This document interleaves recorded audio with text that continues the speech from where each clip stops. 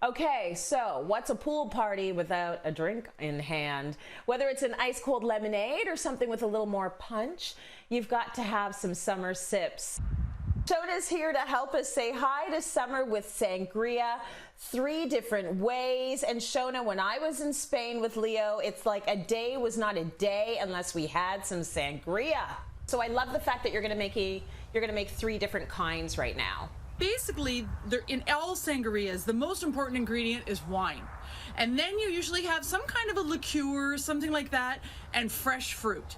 If you have those 3 things, anything you add on top of it just adds extra flavors, but that's kind of like the 3 pillars, I would say, of sangria. So let's start with red, because that's red sangria is what most people think of when they think of sangria.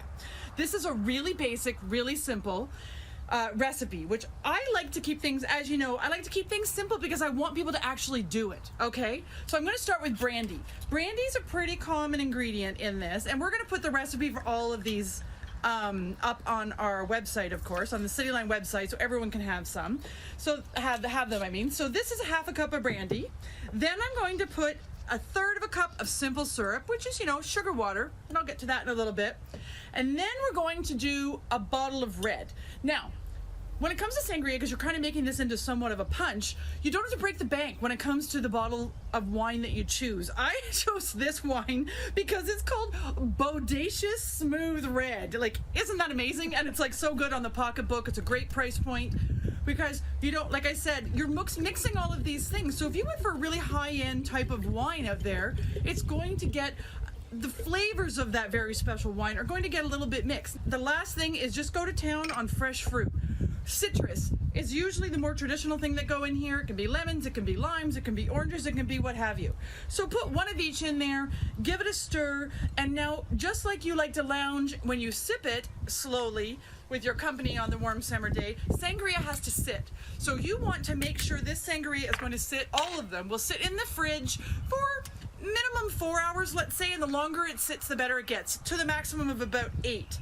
So that's a simple sangria. It's pretty easy, right? Totally easy. And I know that you say some people like to add orange juice. If that's you, you can go for it. I'm thinking, what about bubbly? Would you ever go down that road?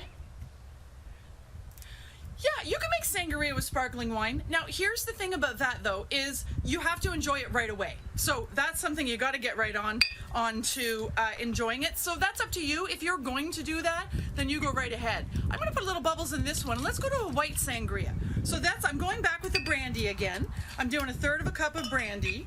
And then I'm going to put a 1/3 of a cup of sugar into it. That's a lot of sugar, I know it is.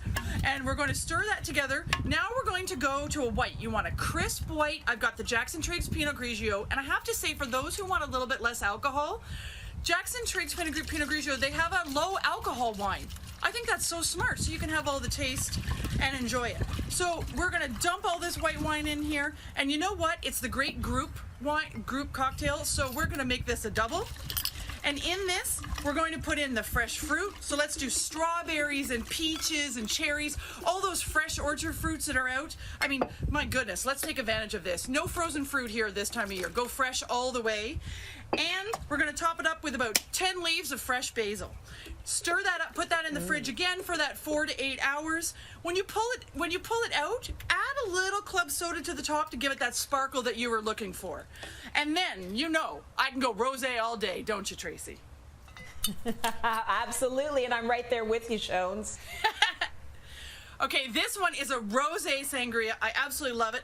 I'm going to put about a 1/4 cup of limoncello in there. And then, I love lemon, and then I'm gonna go with a full bottle of rosé. This is the Kim Crawford Rosé. It's one of my favorites, actually. It's dry. You don't want any of the wines to be sweet because, as you know, we're putting these fruit into it and we're putting sweetness into them. Then for the fruit here, I'm gonna throw in strawberries and raspberries. I mean, oh my goodness gracious, does this not look good? About a cup of each, and then some fresh squeezed lemon.